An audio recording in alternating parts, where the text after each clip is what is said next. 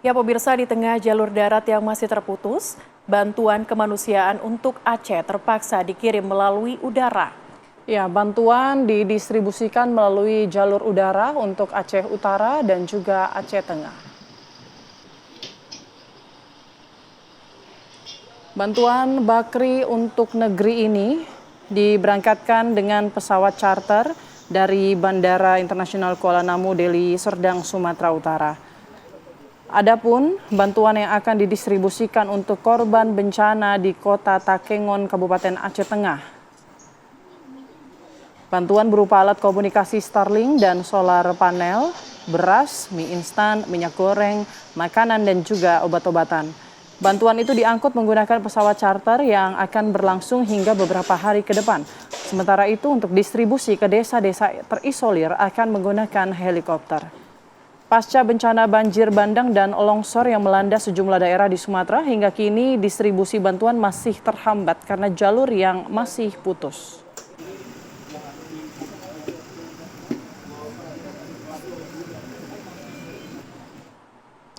Ya, saat ini kita sudah terhubung dengan Ketua Harian Bakri untuk Negeri, Mas Rama Anugrah. Selamat sore, Mas Rama. Selamat sore.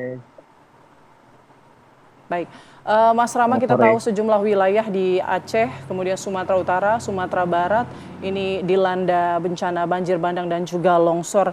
Apa bentuk respon cepat dari program Bakri untuk Negeri ini untuk membantu para korban di sana, Mas?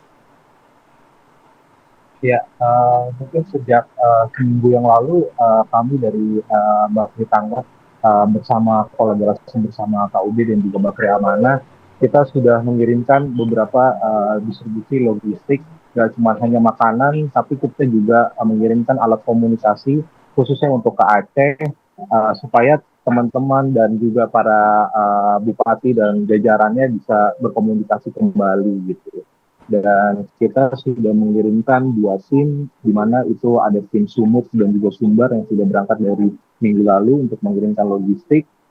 Kemudian juga kalau untuk Aceh sendiri memang kita full semuanya melalui jalur udara dengan yang pesawat dan helikopter yang sudah kita charter gitu. Dan hari ini sampai hari ini kita masih mendistribusikan di Aceh Tengah menggunakan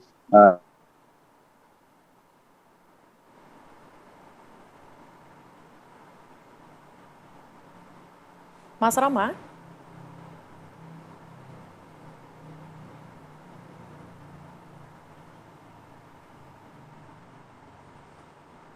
Baik, sepertinya kita terkendala komunikasi begitu dengan Mas Rama. Namun kalau kita melihat memang sudah ada beberapa lokasi yang disasar oleh Bakri untuk negeri, yakni tadi seperti yang disampaikan hari ini dikirimkan melalui jalur udara untuk ke wilayah Aceh, mengingat juga Aceh ini masih terisolir sehingga untuk jalur darat ini sangat tidak memungkinkan untuk kemudian distribusi dilakukan via darat.